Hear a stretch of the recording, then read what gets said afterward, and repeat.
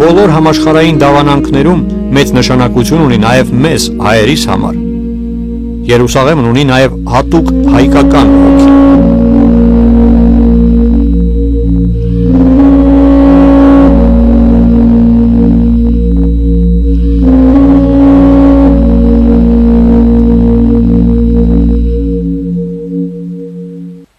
Երուսաղեմի հայկական թաղամասում ենք։ Հին քաղաքը, ինչպես հայտնի է, բաժանված է 4 մասի՝ արաբական, հրեական, քրիստոնեական եւ հայկական։ Մեր թաղամասը իր տարածքով 3-րդն է։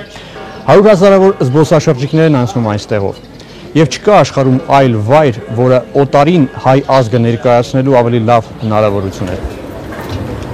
Երուսաղեմում հայկական թաղամաս հասնելու համար պետք է անցնել սինագոգի, շիա մզկիթի եւ ուղղափառ տաճարի կողքով։ Այստեղ իրար են խառնված գրեթե բոլոր դավանանքներն ու քաղաքակրթությունները։ Ողջ աշխարհից այստեղ են գալիս հրեաները լացի պատի մոտ աղոթելու համար։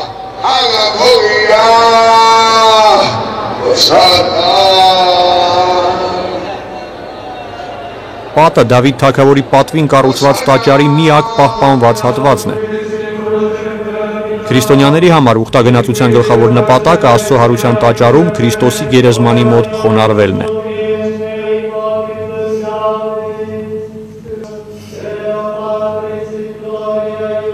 Մահմեդականների սրբությունը Երուսաղեմում Ալ-Աղսա մզկիթն է, որը կառուցված է հենց այն տեղում, որտեղից երկինք բարձրացավ Մուհամմեդ մարգարեն երկնավոր Տիրոջ հետ խոսելու համար։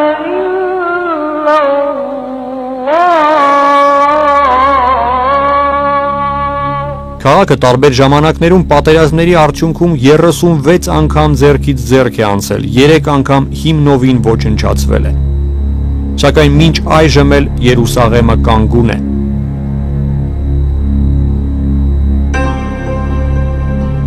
Սուրբ քաղաքը պահպանվեց թերևս հատուկ աստվածային օրհնության շնորհիվ։ Երուսաղեմի հայկական թաղամասը դարերի հարուստ պատմություն ունի, այստեղի հայ համայնքը գրեթե քրիստոնեության տարեկիցն է։ Առաջին հայկական տաճարները Սուրբ Հողում Քրիստոսի մահից ընդամենը 40 տարի անց կառուցեց հայոց Աբգար թագավորի այրին Հեղինեն։ Աբգարը դեռ Հիսուսի կենդանության օրոք հավատացել էր նրա արդար խոսքին եւ ուղղել էր նրան մի նամակ, որով հրավիրում էր թաքնվել հալածանքներից հայկական Ուրֆա քաղաքում։ Հիսուսը չհասցրեց օգտվել հայ արքայի հյուրասիրությունից։ Մոսես Խորենացին գրում է, որ թագավորի մահից հետո 42 թվականին նրա այրին մեկնում է Երուսաղեմ, որտեղ այն ժամանակ սով էր։ Վաճառելով իր ողջ հարստությունը Հեղինեն ցորեն է գնում եւ բաժանում կարիքավորներին։ Հայ թագուհին մատուռներ է կառուցում Հիսուսի ծննդավայր Բեթղեհեմում, այնտեղում ուր նա հարություն առավ եւ Հակոբ առաքյալի գերեզմանի մոտ։ Հայ ուխտավորներն հետեզետե սկսում են հիմնավորվել Սուրբ Հողում։ Տարեթար 2000 տարի հայերը այս կողմն են, այս մասը հայոց վանքին յետևն է, որ ունենք մենք հայկական թաղամասն է եւ խանութներ, հայկական խանութներ են բոլորը եւ մյուս կողմը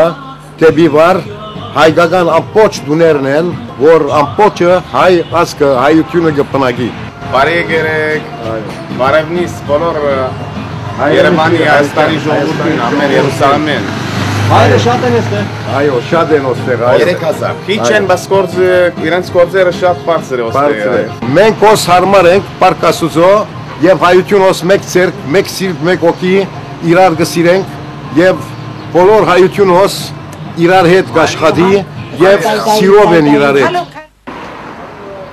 Սիոնի դարպասների մոտ գտնվող այս խանութը Գեջեկուչյանների ընտանիքինն է, այստեղ կա ինչ ասես, հայկական երգերով ձայներեզներից մինչև արաբական գլխաշորեր, սակայն խանութի ամենաավանդական ապրանքը իհարկե զարդարված խեցե սպասքն է։ Ուրեմն այս գուժը մեր հայկական արվեստն է, որ շինված է Երուսաղեմի մեջ։ Ձեզի համար այս գուժին վրա բզիկ բանաստեղծություն մբիդիսեմ, ուրեմն գուժերս աղվոր ու շկեղ, հայումը կորց հանջարեղ, գաղաբարված արվեստով, ագնաբարար հոգետով, շինված հողով ու սուրպյակին։ Պատահական չէ, որ Պերճ Գեջեկուչյանը հենց գուժին է նվիրում բանաստեղծությունը, բանն այն է, որ հայերը Երուսաղեմում միշտ հմուտ խեցեգործների համբավ են ունեցել։ Սպասքը գեղեցիկ զարդարելու արվեստը արաբները հայերից են սովորել։ Սակայն այսօր էլ այսպիսի կուժերն ու ափսեները Երուսաղեմում բոլորը, այդ թվում նաև արաբները, Armenian Ceramics են անվանում։ Այս խանութը գտնվում է հայկական թաղամասի ամենակենտրոնում, Սուրբ Հակոբ եկեղեցու առջև։ Խանութի տերը հենց ինքը արտադրողն է, խեցին զարդարում է հաճախորդների ներկայությամբ, հայկական երանգները ներկա են գրեթե բոլոր նրա գործերում։ Քաղաքի զարգացման մեջ հայերի ունեցած ավանդը խեցեգործների արվեստով իհարկե չի սահմանափակում։ Հայտնի է, որ հայերին է պատկանել Երուսաղեմի առաջին տպարանը, տպագրական սարքը այժմ հայկական թանգարանում է պահպանվում։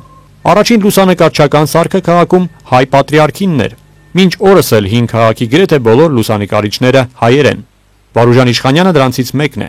Քրիստոնեական թաղամասում նա իր ֆոտոստուդիան ունի, որն կոչվում է Old Pictures։ Որդիները շարունակում են հոր եւ պապու գործը։ Քաղաքի ոսկերիչների մեծ մասը նույնպես մեր հայրենակիցներն են։ Հակոբ Շումելյանի խանութում ամեն ինչ շատ թանկ է, բայց ապրանքի որակն էլ է երաշխավորված։ Զբոսաշրջիկները գնահատում են նաև հայկական ռեստորանները։ Armenian Tavern կամ հայկական պանդոկը դրանցից մեկն է։ Ռեստորանի տերը Ասլանյանների ընտանիքն է, այստեղ մատուցում են հայկական, արաբական եւ եվրոպական ճաշատեսակներ։ Այսպիսի համեղ հարիսա, ինչպիսին այստեղ են պատրաստում, դժվար կլինի գտնել ողջ մերձավոր արևելքում։ Արվեստներից եւ արհեստներից բացի Երուսաղեմի հայերից շատերը զբաղվում են նաեւ գիտությամբ։ Հարևան Աբուգոշ արաբական քաղաքի քաղաքապետ Սալիմ Չաբերը ասում է, որ առողջական խնդիրների դեպքում նրա համակարգացիները հատուկ գնում են Երուսաղեմ, այնտեղի հայ բժիշկների խորհուրդը լսելու։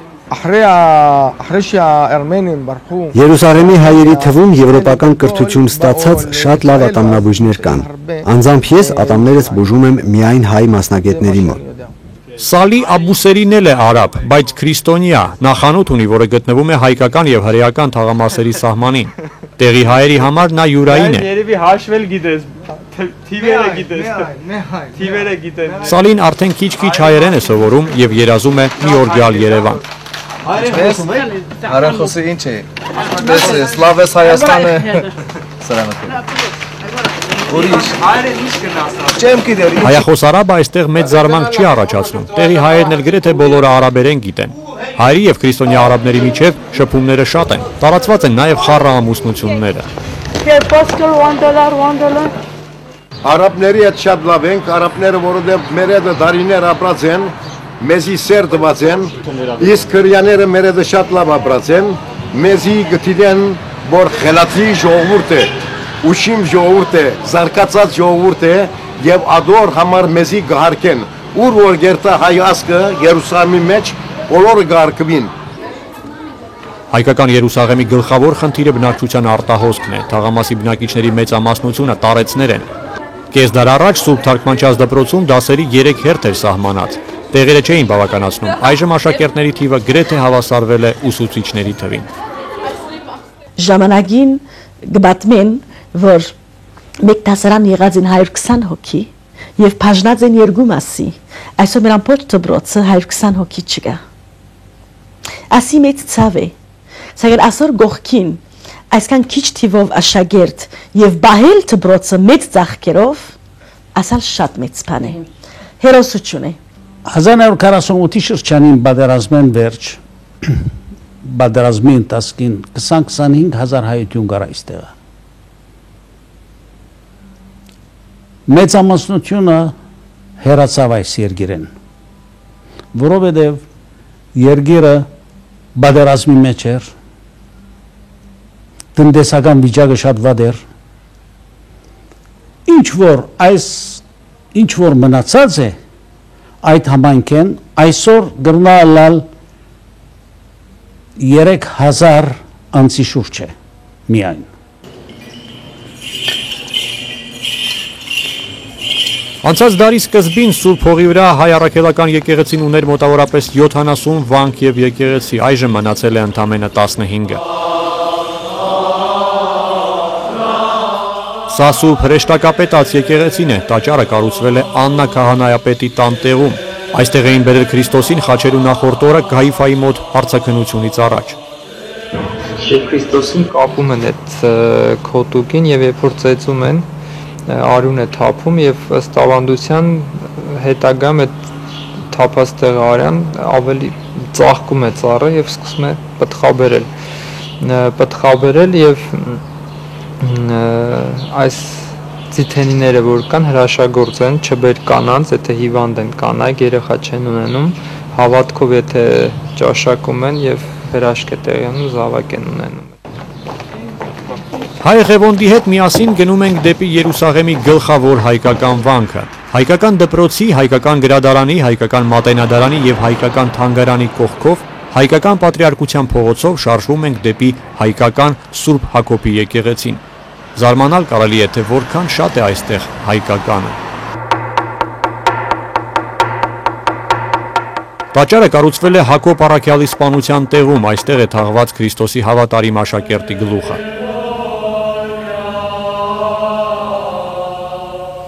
Մահմեդականների առաջին արշավանքի տարիներին քրիստոնեական սրբավայրերի ոչնչացման վտանգ էր առաջացել։ Հայոց Աբրահամ պատրիարքը անձամբ է գնում Մուհամեդ մարգարեի հետնորդ Օմար Խալիֆի մոտ եւ խոշոր տուրք վճարելով այստեղ նոր եկեղեցի կառուցելու իրավունք է ստանում։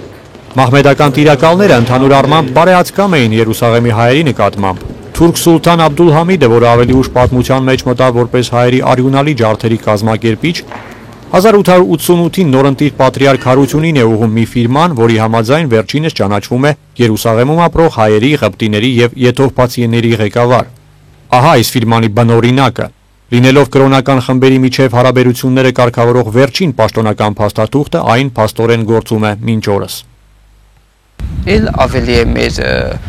ստատուսը բարձրանում սրբատեղիած արարողությունների, սրբատեղերի պահպանության գործում, որովհետև մենք սեփականատեր ենք մյուս երկու մեծ եկեղեցիների հետ, որոնք են հույները եւ կաթոլիկները։ Մենք համահավասար իրավունքներ ունենք իրենց հետ, այսինքն հավասարը հավասարի հետ նստում ենք նույն սեղանի շուրջ եւ երեքով ենք որոշում, թե ինչ պիտի լինի ապագան, այսինքն օրինակ Սուրբ Հարության տաճարի Քրիստոսի գերեզմանի պարագան, եթե խոսքը լինի, հայերը ունեն իրենց խոսքը ասելու։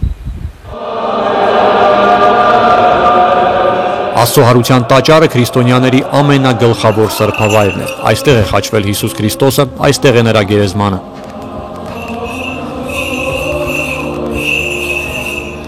Հայոց եկեղեցուն է պատկանում տաճարի տարածքների ուղիղ 1/3-ը։ Հայոց պատրիարքությունը իրեն պատկանող տարածքում անհատույց կերպով աղոթատեղեր է հատկացնում ասորի, ղպտի եւ եթովպացի քույր եկեղեցիներին։ Տաճարի մինչ օրս պահպանված հատվածներից հայկականը ամենահինն է։ Ամեն օր այստեղ են գալիս ուղղափառ եւ կաթոլիկ թափորներն ու պատարակ անցկացնում իրենց ծեսով։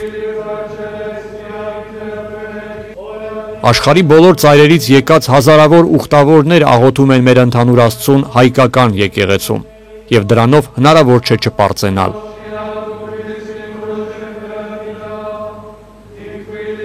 Ժամանակին հայերին է պատկանել նաեւ Գողգոթան, որի վրա կառուցված մատուռը նույնպես տաճարի տարածքում է։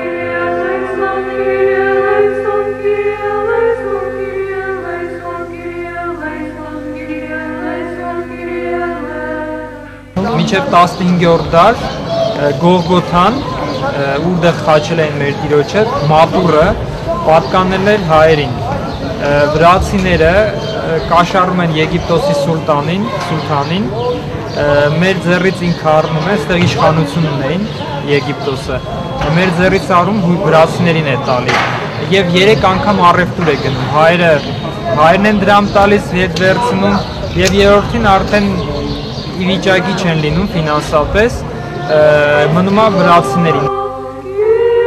Հետագայում Գողգոթան անցնում է հույն ուղղափառ եկեղեցու վերահսկողությանը։ Հույները հավակնում են հատուկ դեր ունենալ Աստծո հարության տաճարում։ Այդ հավակնությունների առիթը ստեղծեց 1809 թվականին տաճարում բռնկված հրդեհը։ Հույները պնդում են, որ իրենք են հանգցրել կրակը ու փրկել տաճարը։ Այրվեց Սուրբ գերեզմանը, որը փայտից էր, եւ հույները կարողացան թուրք սուլթաններից թուղթ առնել եւ դրա հիման վրա իրենք իրավունք ունեցան կառուցել եկեղեցու մեջ այդ գերեզմանը քարից։ Հայերը եւ կաթոլիկները 20 տարին ավելի դուրս մնացին։ Գերեզմանի իրավունքները դուրս կորցրեցին եւ դուռը փակելու, բացելու իրավունքը դուրս մնաց։ Բայց 30 տարի հետո այդ հրդեհից հետո 20 քանի տարի հետո ավելի ճիշտ վերականգնվում է մեր իրավունքները, մենք էլ սուլթաններից ստանում ենք այդ ֆերմանները իրավունքը, սակայն հույներին մնում է այդ պատիվը, որ գերեզմանին մոտ ամեն օր կարող են իրենք պահակ կանգնել եւ գերեզմանի մեջ մոմ վաճառել։ Քրիստոնեության կարևորագույն հրաշագործությունը հարության տաճարում տեղի ունեցող կենարար լույսի ընծայումն է։ 1578 թվականին Օսմանյան սուլթանի փոխանորդը պաշտոնապես ամրագրում է արարողությանը ներկա լինելու հայոց պատրիարքի իրավունքը։ Այդ պատիվը ունեն միայն հույն ուղղափառ եւ հայ առաքելական եկեղեցիների պատրիարքները, ովքեր գրակահանում են Սուրբ Գերեզմանից եւ բաժանում մյուս դավանանքների ներկայացուցիչներին։ Սակայն վերջերս հույները սկսել են վիճարկել այդ արարողությանը մասնակից լինելու հայերի իրավունքը եւ պահանջում են, որ հայերը իրենց կանթեղը վառեն հունականից։ Իրենիոս պատրիարքը բան հաստատեց, որ ինքը պետք է միայն հանի այդ կրակը եւ արգելք հանդիսացավ, որ հայ հոգեորականը այդ կրակը հանի եւ խնդիր եղավ գերեզմանի մեջ, կռիվ եղավ ուղակի թեթև։ Դրանից հետո ինքը ուղակի կտրոնապես հայտարարեց, որ միայն հույնը պետք է մտնի, հայը դուրսը պետք է սպասի եւ կրակը իրանից առնի։ Գործը նույնիսկ դատարան էր հասել, սակայն ոչ դատարանը, ոչ էլ Երուսաղեմի հարցերով այն ժամանակվա նախարար Նատան Շերանսկին այնպես էլ չտվեցին խնդրի լուծումը։ Մենք ամեն ինչ արեցինք, որ հույներն ու հայերն ընդհանուր լեզու գտնեն, փոխզիջման գնան, բայց ապարդյուն։ Միակ բանը, ինչի շուրջ հնարավոր եղավ համաձայնության հասնել, դա արարողության ժամանակ բռնությունը բացառելն էր։ Հոգևորականներին հարիր չէ ծեծել միմյանց Աստծո տաճարի ներսում։ Խնդիրը մինչ այժմ վերջնականապես լուծված չէ, սակայն հիմա բանը գոնե ձեռնամարտի չի հասնում։ Երուսաղեմի հայերից շատերը կարծում են, որ հակամարտությունը նույնիսկ օգտակար եղավ, քանի որ արդյունքում աշխարհն իմացավ Սուրբ Հողում քրիստոնեական ավանդույթների պահպանության գործում հայոց եկեղեցու հատուկ դերի մասին։ Առաջին անգամ աշխարհում ինչ-որ հայերի անունն են ճում, հայերը ինչ գործ ունեն գերեզմանում։ Մինչև հիմա իրենք գիտեին, որ միայն հույնն է մտնում, միայն հույն օրթոդոքս եկեղեցին հրաշքի մասնակցում, միայն հույնված պատրիարքն է հրաշքանում, ու մեկ էլ տեսնում ես, որ հայերն են այնտեղ։ Կոնֆլիկտը եղավ, եւ աշխարհը իմաց դրա մասին, որ հայերն են ներսում։ Հակամարտությունները սակայն ծավալվում են ոչ միայն հույների հետ։ Օրինակ ասորիները, որոնց հայերը դարերի ընթացքում անհատույց աղոթատեղեր էին հատկացնում Աստծո հարության տաճարում, այժմ փորձում են պնդել, որ այդ տարածքները իրենց սեփականությունն են։ Սակայն շատ ավելի լուրջ է իրավիճակը, որը ստեղծվել է ծայրահեղ արմատական հրեա հավատացյալների հետ հարաբերություններում։ Վերջիններս կարծում են, որ Սուրբ Հողում միայն հուդայականությունը գոյության իրավունք ունի։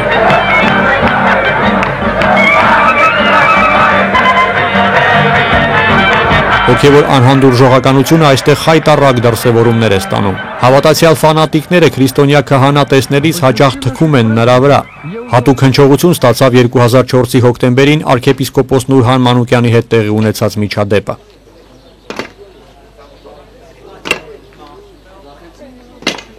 Ավակ շաբաթվա ընթացքն էր, իջնում ենք դեպի Սուրբ Հայություն եւ շաբաթ օրը առավոտյան հрьяաներից մեկը ուղղակի թքեց եպիսկոպոսներից, մեր ավակ եպիսկոպոսներից մեկի վրա բախում տեղ ունեցավ։ Զուգադիպությամբ այդ օրը ոստիկան ազգությամբ հայ է եւ այդ օրը զուգադիպությամբ իր հերթափոխության ժամանակն էր եւ ինչ որ ձեւով ինքը պարտավորված զգաց, որպեսզի որ կարկազանց հրեային կրոնական 20 տարեկան մի երիտասարդ էր ձերբակալը։ Կարկազանցը հոգևոր ճեմարանի ուսանող էր։ Դատարանը որպես պատիժ արգելեց նրան 90 օրվա ընթացքում մտնել հին քաղաքի տարածք։ Հրեական մտավորականները այս վճիռը չափազանց մեղմ համարեցին։ Թել Ավիվում հրատարակվող Jerusalem Post թերթը գրում էր. խուլիգանը թքել է ոչ միայն եպիսկոպոսի վրա, նա թքել է նաև Իսրայելի բոլոր հրեաների դեմքին։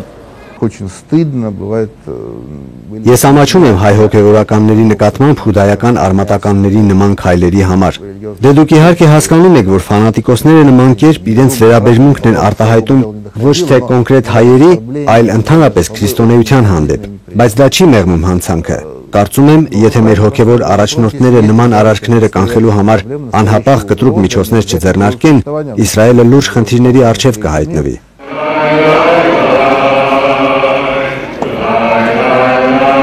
Հոգևոր առաջնորդները նույնպես քննադատեցին միջադեպը։ Աշքենազների գլխավոր ռաբի Յոնա Մեծգերը Երևանյան իր այցի ժամանակ ամենայն հայոց կաթողիկոս Գարագին II-ին խոստացավ, որ սինագոգներում երիտասարդների հետ բացատրական աշխատանք իրականացվի, որպեսզի նման խայտառակ միջադեպեր չկրկնվեն։ Մեծ գերը ինք հայտարարեց, որ ես կհայտարարեմ իմ հպատակներին, այսպես ասած, որ իրենք նման քայլի չդիմեն, չթքեն։ Ժառանգավորած շրջանից մենք կռիվների մեջ ենք։ Ամեն անգամ, երբ որ մեկը մեր վրա թքում է, այդ ինչ է նշանակում թքել։ Անպատվում ենք քեզ եւ անհատապես ես անպատվում եւ քո կրոնը եւ քո եկեղեցին։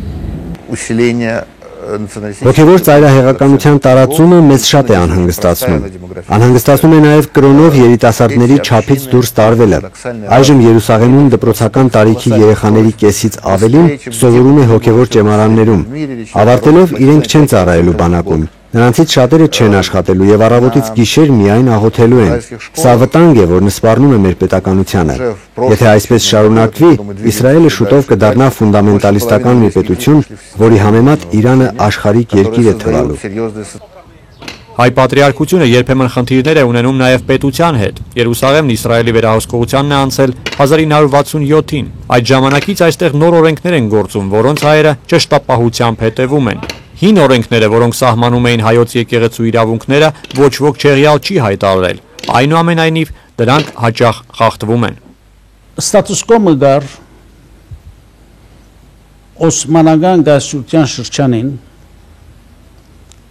որ հայոց վանկը իրավունքները եւ հայոց տաղը կբատկանի վանական իշխանության։ Բայց երբ որ հրյաները կրավեցին 1967-ին, այդ գարկավիճակը չհարկեցին եւ դիրաբեդեցին զանազան դուներու եւ հողամասներու։ Մասը համացանության պատրիարքության հետ եւ մասը առանց համացանության։ Իսրայելը հող գուզե, եթե մենք հող չունենան է, խնդիր չունենար, անչափ որ հող գուզե, քանի որ հայերը շատ հողեր ունին, իբր թե կաղույթ, կփորձեն ան հողերը կնել։ 1500 տարի բահեցին եւ քիչ-քիչ կնեցին հայերը, կարևոր է ան հողերը բահելն է։ Ինչ իմաստ ունի մեղադրել ինչ-որ մեկին, երբ հենց հայոց պատրիարքությունն է համաձայնվում վարձակալությամբ հանձնել իրեն պատկանող հողերն ու շինությունները։ Ընդ որում վարձակալության ժամկետը երբեմն այնքան երկարատև է լինում, որ դժվար է հավատալ դրանց ետ վերադարձնելու հավանականությանը։ Այդ վտանգավոր է, որովհետև ճիշտ այդ հարցը քննարկվեց եւ որոշվեց, որ 200 տարով չպետք է տրվի ընդհանրապես։ Գիտեք ինչ, պատմությունը ցույց կտա, բայց թե մեզանից 50 տարի հետո ինչ կլինի, ես կոնկրետ չեմ հիշում հիմա դեպք, որ մի 100 տարով տրված հող ետ ենք վերցրել։ Սակայն եղել են նախադեպեր, որոնք ապացուցում են, որ համատեղ ջանքերի շնորհիվ հնարավոր է պաշտպանել սեփական իրավունքները եւ հասնել արդարության վերականգնմանը։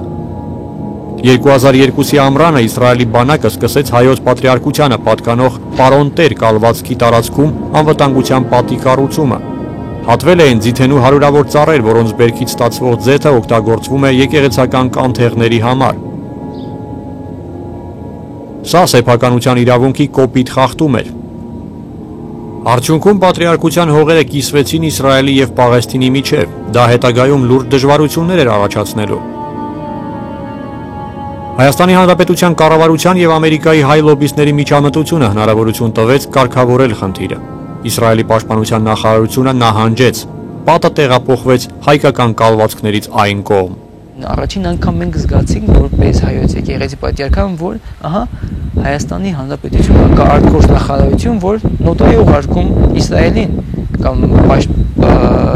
այսինքն դեր է աղում, այսինքն գալիս է պաշտպանելու։ Մեկը կա, որ մեզանից բացի 40 հոգուց կամ 60 հոգանոց միաբանությունից բացի գալիս է եւ ասում, գիտեք, կներեք, բայց նաեւ ես էլ կամ, այսինքն ես էլ կարող եմ խոսքը բերել եւ իսկապես արեց, օգնեց։ Ասում ես անունդ ինչ է։ Ոնց անունը։ Հակոբ։ Շատերը կարծում են, որ Հայաստանի Հանրապետությունը ձայնի իրավունք պետք է ունենա նաև Երուսաղեմի կարգավիճակի հարցի քննարկման ընթացքում։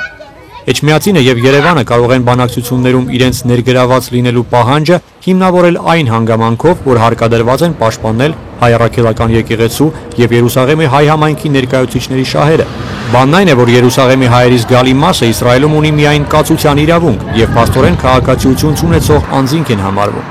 Հայաստանից բացի չկա այլ պետություն, որը իրենց անունից հանդես գալու իրավունք ունի։ Արաբ-իսրայելական հակամարտության կարգավորման ուղղված բանակցություններում ձայնի իրավունքի հայտը հայկական դիվանագիտությանը գլոբալ քաղաքական գործընթացին մասնակից լինելու հնարավորություն կտա։ Սակայն արդյոք մենք պատրաստ ենք դրան։ Ցմանական իշխանությունը ոչ այդ ուժ ունի, ոչ այդ կարողություն ունի այս բանակցություններում մեջը մաս կազմելու։ Պետք է որ Հայաստանի Հանրապետությունը հանցնարն է այս հարցը։ Բայց այստեղ դժվարություն մգա, որ բիդունտունի բանական իշխանությունը, որ Հայաստանի Հանրապետությունը իրեն մասնակիցները ուղարկե այս հարցը քննելու համար կամ ոչ։ Ես չեմ կարծեր։ Հրեաները Երուսաղեմը հռչակել են իրենց երկրի մայրաքաղաքը։ Պաղեստինցիները նույնպես Երուսաղեմը համարում են իրենց մայրաքաղաքը։ Արաբներն այն Ալ-Քուդս են անվանում։ Երուսաղեմը երկու մայրաքաղաքների բաժանելու փորձերն առայժմ ապարդյուն են։ Պաղեստինցիների եւ հրեաների միջև ամենասուր վեճերը հայկական թաղամասի պատկանելիության շուրջ են։ Այսպես էր մասնավորապես 2000 թվականին Բիլ Քլինթոնի միջնորդությամբ Քեմփ Դեվիդում կայացած բանակցությունների ժամանակ։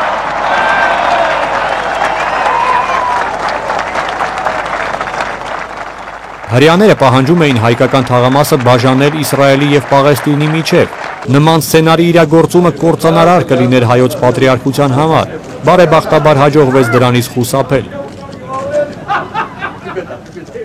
Սակայն այժմ էլ հրեաները պնդում են, որ ոչ մի դեպքում հայկական թաղամասի հյուսիս-արևելյան հատվածը չեն զիջի արաբներին։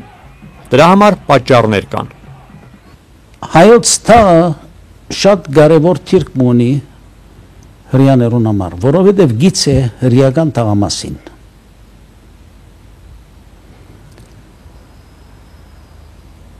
Երբ որ հրեաները պիտի երթան աղոթեն իրենց լացի բադը, պետք է անցնին հայկական թաղամասեն։ Հին Երուսաղեմի քարտեզն է սա։ Սա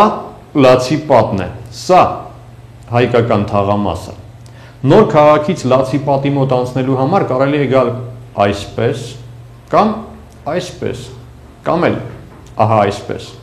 Բայց հրեաները գերադասում են գալ ահա այսպես։ Ուդայականները պատահական չեն ընտրել հենց այս ուղին, բանն այն է, որ հրեական սրբավայր համարվող Սիոն լեռը գտնվում է հայկական թաղամասի ամենակենտրոնում։ Սիոնիզմի ողջ գաղափարախոսությունը հիմնված է Սիոն վերադառնալու վրա։ 17 դար անց հրեաները վերջապես կարողացան վերադառնալ Սիոն, սակայն պարզվեց, որ այնտեղ վաղուց արդեն հայերն են ապրում։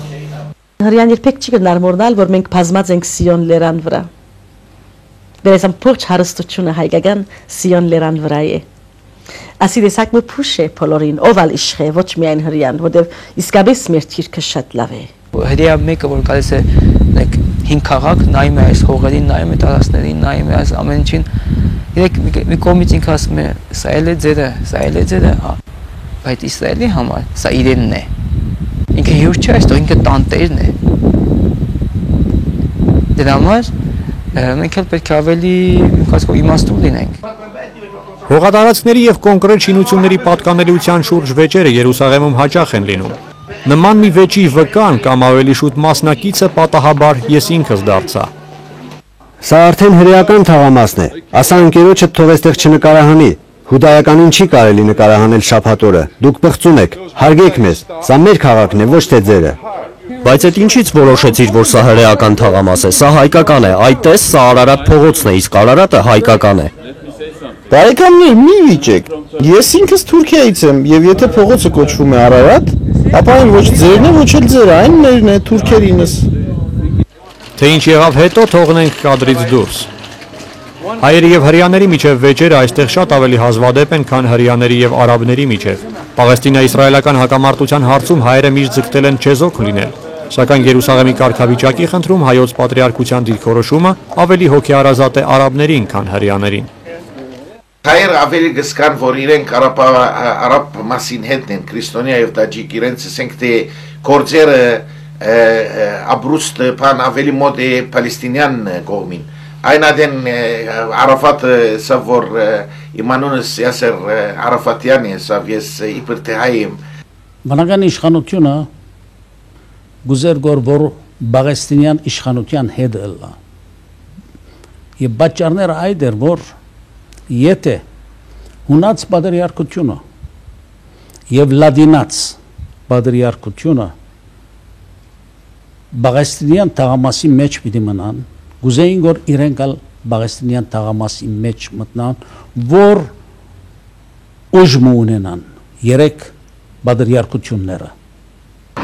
Սա չի նշանակում, որ հայերը վտանգ են տեսնում Իսրայելի կազմում լինելու մեջ։ Եթե քրիստոնեական մյուս թաղամասը մնա Իսրայելի կազմում, նույն երկրում կձգտեն լինել նաև հայերը։ Մեր հայրենակիցների համար ընդունելի է Երուսաղեմի ցանկացած կարգավիճակը, որի դեպքում ապահովված կլինի հայկական թաղամասի ամբողջականությունը եւ երկու քրիստոնյա թաղամասերի պահպանությունը մի երկրի սահմաններում։ Հայ համայնքի շահերը լիովին պաշտպանված կլինեն, եթե Երուսաղեմը ստանա ՄԱԿ-ի հովանու ներքո գտնվող քաղաքի կարգավիճակ։ Հենց դա էր ենթադրում 1947-ին ընդունված ՄԱԿ-ի թիվ 181 բանաձևը։ Երուսաղեմին հատուկ կարգավիճակ տալու հարցը այժմ էլ օրակարգի մեջ է, եւ հրեա մտավորականներից շատերը արդեն համաձայնում են, որ հենց սա է միակ ելքը։ Չէ՞ որ Երուսաղեմը սուրբ քաղաք է ոչ միայն մեր հրեաներիս համար, այլ նաեւ քրիստոնյաների ու մահմեդականների։ Սրբավայրը չի կարելի մաս-մաս անել։ Սակայն ավետյաց երկիրն արդեն բաժանված է։ Բեթխեհեմում Քրիստոսի ծննդյան տաճարում պատարակ անցկացնելու համար հայ հոգևորականները հարկադրված են սահման անցնել, առայժմ ոչ պետական։ Անվտանգության պատը, որը առանձնացնում է Իսրայելը Պաղեստինից, բաժանել է նաև հայոց պատրիարքության տարածքները։ Բեթխեհեմը Հիսուսի հայրենիքը սահմանի հակառակ կողմում է։ В Иерусалиме тоже есть большой армянский предел, когда мы будем в храме гроба Господня, армянам тоже там отдан огромный предел։ Երուսաղեմը Բեթխեհեմից առանձնացնող պատը արդեն 6 տասնամյակ տևող հակամարտության խորհրդանիշն է։ Այս հակամարտության ընթացքում տուժել են նաև մեր հայրենակիցները։ Վահագն Քահանա Սինանյանը տուժածներից մեկն է։ Նա այն հայ վանականների թվում էր, ովքեր 2001-ի ապրիլին պաշարման մեջ էին հայտնվել պաղեստինցի գրոհայինների կողմից գրավված Քրիստոսի ծննդյան տաճարում։ Եկեղեցուն չէին կարող խփեին հрьяաները, դրա համար շրջապատված պահում էին, որ մինչև հանձնվեն։ Պաշարումը տևեց 41 օր, 10-րդ օրն էր, երբ տեղի ունեցավ հայտնի միջադեպը։ Իսրայելցի նշանառուն հայ վանականին համազականի տեղ դնելով սեղմեց ինքնաձիգի հրահանը։ Մեզի դեղ բերեցին հрьяաները օգնություն եւ զանգեցին, որ իջնենք դեղերը վերցնենք։ Տեսուչը իջավ դեղերը վերցնելու, հենց այդ ժամանակ ինձ կրակեցին։ Ուսիցս մտավ պատրոնը եւ մեջքից ողնաշարից մոտ պայթեց մեջը։ Это զրիվայուշի պատրոն են ասում դրանից։ Ավելի ողբերգական էր 16-ամյա Լիանա Սահակյանի ճակատագիրը։ 2001-ի հունիսին նա զոհվեց Թել Ավիվի Դոլֆի դիսկո ակումբում կազմակերպված հայտնի ահաբեկչության հետևանքով։ Ավետյաց երկրում շարունակում է արյուն հեղվել։ Մարդիկ սպանում են միմյանց հակառակ այստեղ հիմնված կրոնների պատվիրանների պահանջներին։ Սակայն Սուրբ քաղաքը, որում իր տաճարն էր կառուցել Սողոմոն արքան, որտեղ քարոզել եւ խաչվել էր Հիսուսը, որտեղից երկինք էր ճախրել Մուհամեդ մարգարեն Ալլահի հետ հանդիպելու համար, հավերժ է։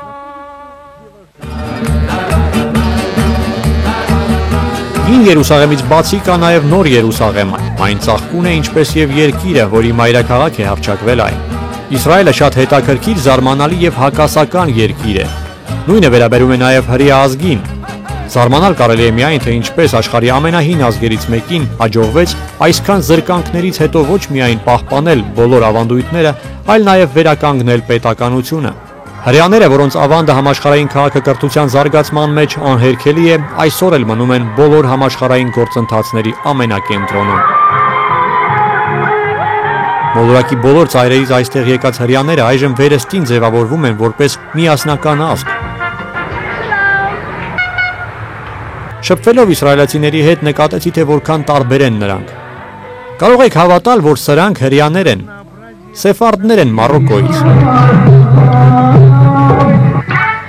Սրանք նույնպես հրեաներ են աշկենազներ Ավստրիայից։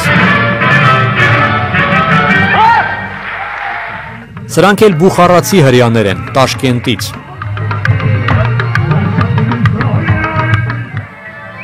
Այս հրեաները Հունգարիայից են։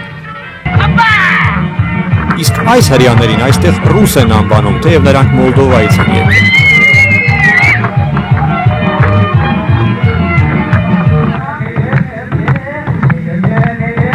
Այս փամփլիկ օրիորդն էլ է հրեա։ Համաձայն եմ, դժվար է հավատալ։ Հրեաներն ու հայերը շատ ընդհանուր բաներ ունեն։ Երկու հին ժողովուրդներն էլ իրենց պատմության ընթացքում ահավոր փորձությունների են ենթարկվել։ Սակայն որքան էլ զարմանալի է, Իսրայելը, որի ժողովուրդը նույնպես դաժան ցեղասպանության է ենթարկվել, չի ճանաչել հայոց ցեղասպանության փաստը։ Դա ունի իր բացատրությունը։ Առաջինը, մենք շատ լավ հարաբերությունների մեջ ենք Թուրքիայի հետ։ Երկրորդը, Իսրայելի կառավարությունը մտավախություն ունի, որ հայերի ցեղասպանության ճանաչումը միջազգային հանրությանը թույլ կտա նկատել, որ հրեաների ապրած ողբերգությունը եզակի չէ։ Աշխարհում կան ժողովուրդներ, որոնք պակաս ծանր զրկանքներ չեն կրել եւ չնայած դրան հատուկ վերաբերմունք իրենց հանդեպ չեն պահանջում։ Այս նկատառումը հաշվի առնելով իսրայելական դիվանագիտությունը խուսափում է 1915 թվականի իրադարձությունների քաղաքական գնահատականը տալուց։ Ալեքսանդր Ցինկերը կարծում է, որ այս հարցում Իսրայելի դիվանագիտության դիրքորոշումը թերի է։ Դա բնական է, չէ՞ որ նա նախկին երևանցի է։ Ապրել է Հայաստանում իր կյանքի մեծ մասը։ Ուսանողական տարիներին խաղացել է Արա Երենջակյանի ղեկավարած ԿՎՆ-ի թիմում։ 90-ականների սկզբին Ալեքսանդրը տեղափոխվել է Իսրայել եւ սկսել է քաղաքականությամբ զբաղվել։ Ընտրվել է խորհրդարանի падգամավոր։ Ես եւ էլի մի քանի падգամավոր փորձում էինք համոզել մեր գործընկերներին, որ հայոց ցեղասպանության հարցի արծարծումը չի վտանգի մեր ազգային անվտանգությունը եւ չի հակասի մեր ազգային շահերին, բայց վախենամ, թե մեր քաղաքական վերնախավը առայժմ պատրաստ չէ դրան։ Իսրայելի քաղաքական վերնախավի նույնիսկ այն ներկայացուցիչները, որոնք հայոց ցեղասպանությունը պատմական անհերքելի փաստ են համարում, կարծում են, որ վաղաժամ է հարցը Կնեսետում բարձրացնելը։ Նման կարծիք ունի նաև հայտնի քաղաքական գործիչ նախկին խորհրդային դիսիդենտ Նատան Շերանսկին։ Ժամանակին Պարուր Հայրիկյանի եւ Աշոտ Նավասարդյանի հետ լինելով խիստ ռեժիմի գաղութում ապրիլի 24-ին Շարանսկին ի համերաշխություն իրենց հացադուլ էր հայտարարում։ Այսօր սակայն Կնեսետի падգամավոր Շարանսկին ցեղասպանության մասին արդեն այլ կերպ է խոսում։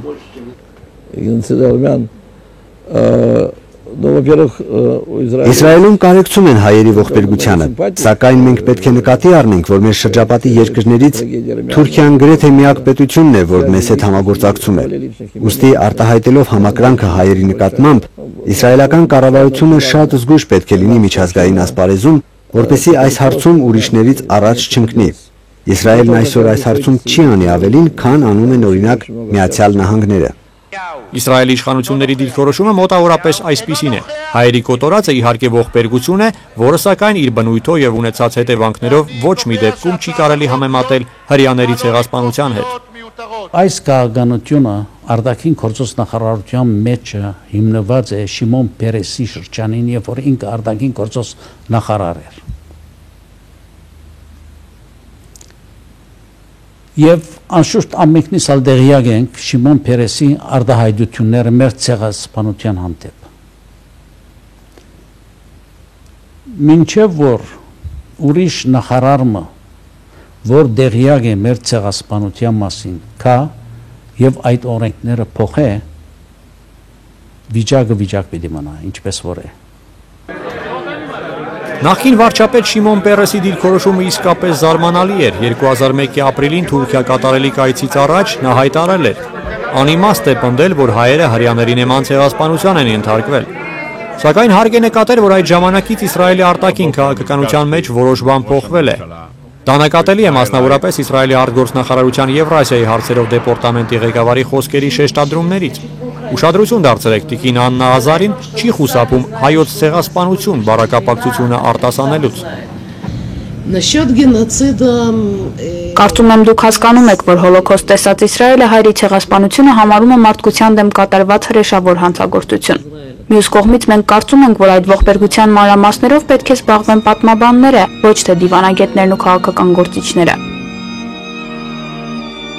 Հրեա մտավորականության բազմաթիվ ներկայացուցիչներ դատապարտում են այս հարցում իրենց իշխանությունների դիրքորոշումը։ Նրանց թվում է կրթության այժմ արդեն նախկին նախարար Յոսի Սարիդը։ Ժամանակին նա պնդում է, որ պատմության դասագրքերի մեջ պարտադիր մտցվի հայոց ցեղասպանության մասին հիշատակումը։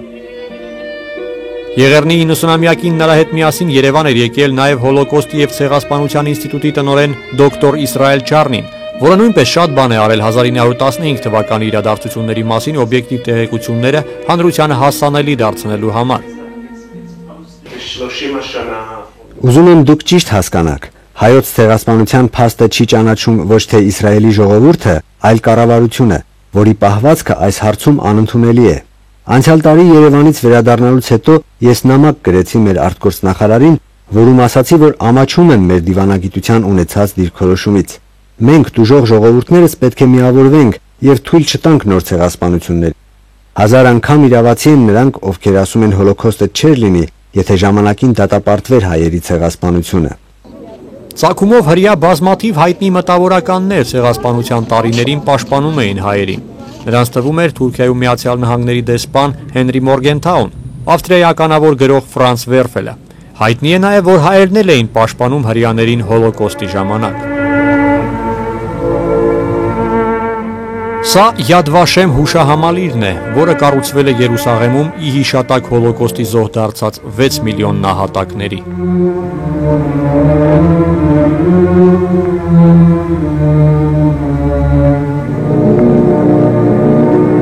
Այս պուրակում կա մի վայր, որը կոչվում է խաղաղության բարեպաշտների ծառուղի։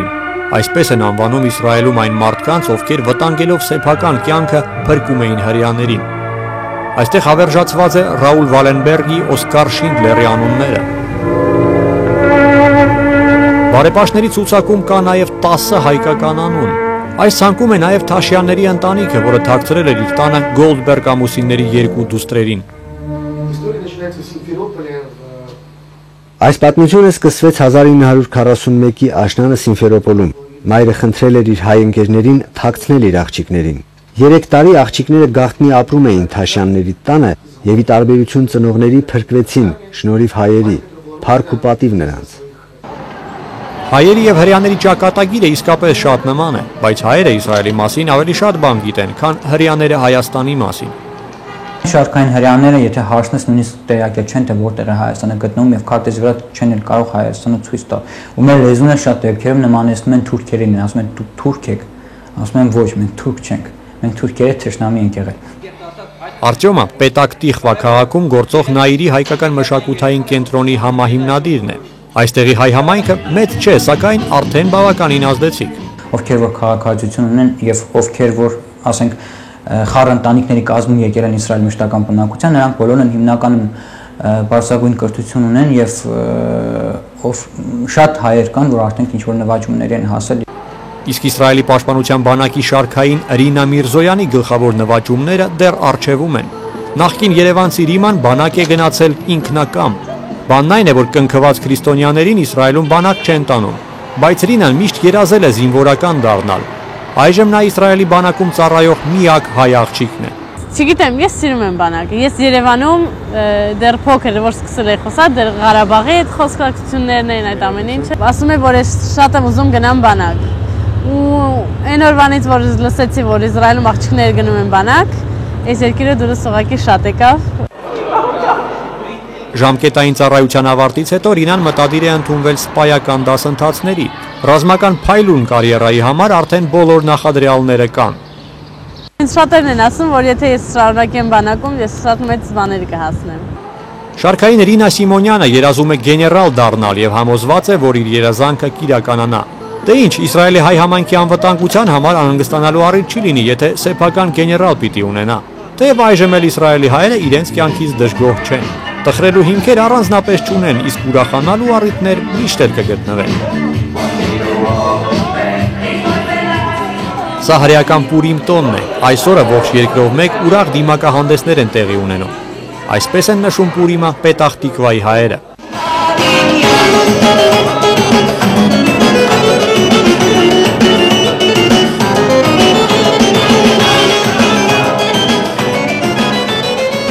Երեկույթին հրավիրված է նաև քաղաքապետարանի ղեկավարության ներկայացուցիչը։ Պարոն Շալոմ Կոտլերը բարձր է գնահատում տեղի հայ համայնքի դերը եւ կարծում է, որ այն կարող է Իսրայելի եւ Հայաստանի գործարանների միջև կապող օղակ դառնալ։ Մենք ուզում ենք, որ Պետախ Տիկվան ու Հայաստանի քաղաքներից մեկը քույր քաղաքներ դառնան։ Եկեք լուրջ մտածենք դրա մասին։ Մենք պատրաստ ենք զարգացնել Հայաստանի հետ կապերը ոչ միայն մշակութային ու հումանիտար, այլ նաև տնտեսական ոլորտներում։ Հայ-իսրայելական տնտեսական կապերը ներկայումս շատ մակերեսային են, չնայած դրան երկկողմ առևտրի ցուցանիշները, որքան էլ զարմանալի չէ, բավականին բարձր են։ Հայաստանը Իսրայելի հետ առևտրի ծավալներով ԱՊՀ երկրների ցանկում երրորդ տեղն է զբաղեցնում։ Առևտրի ծավալի մոտ 90%-ը ապահովում է ադամանդների վերամշակմամբ զբաղվող Նոր Հաջնի շողակ ընձեռնարկությունը։ Այն պատկանում է իսրայելցի խոշորագույն գործարար Լև Լիվայևին։ Իր հայկական բիզնեսին նա վերաբերում է ամենայն լրջությամբ։ Ձեռնարկությունը Հայաստանի եւ Իսրայելի միջև յուրահատուկ տնտեսական կամուրջ է դարձել։ Հայ-իսրայելական տնտեսական հարաբերություններում բեկումնային նշանակություն ունեցավ Արմավիա ընկերության կողմից Երևանի եւ Թել Ավիվի միջև չվերթի հաստատումը։ Ուղիղ ավիահաղորդակցությունը անկասկած լուրջ խթան կհանդիսանա ոչ միայն առևտրային, այլ նաեւ մշակութային եւ քաղաքական կապերի զարգացման համար։ Կարևոր է նաև, որ այս չվերթը բարենպաստ պայմաններ կստեղծի ուխտավորական զբոսաշրջության համար։ Այժմ ավետյաց երկիրը շատ ավելի մոտ եւ հասանելի դարձավ հայերիս։ Յուրաքանչյուր քրիստոնյա կյանքում առնվազն մեկ անգամ ձգտում է լինել Հիսուսի հայրենիքում, եւ նույնիսկ եթե դուք հավատացյալ չեք, բայց ձեզ հայրենասեր եք համարում, անպայման գնացեք Երուսաղեմ եւ զգացեք Սուրբ քաղաքի անսպառ հայկական շունչը։ Եվ այդ ժամանակ գուցե ձեր հայրենասիրությունը, ձեր ազգային հպարտությունը նոր դրսևորումներ ստանա։ Քանի որ միայն այստեղ կարող ես գնահատել քրիստոնեական, եվրոպական քաղաքակրթության ձևավորման եւ պահպանման գործում ունեցած քո ազգի իրական վաստակը։